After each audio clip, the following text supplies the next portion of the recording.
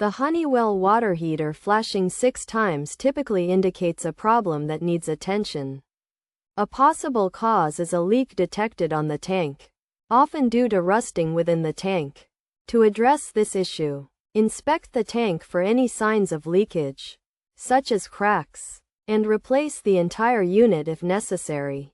Additionally, check the pipe connections and fittings for evidence of water leakage and repair any leaks found. Another potential cause is a faulty or dirty burner.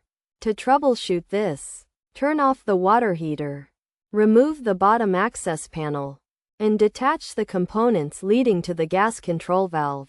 Then, remove the burner and clean it using a vacuum cleaner, taking care to also clean the air inlet screens located at the bottom of the tank.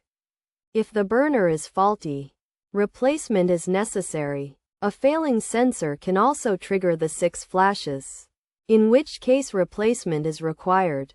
By checking and addressing these potential issues, the problem with the Honeywell water heater can be resolved.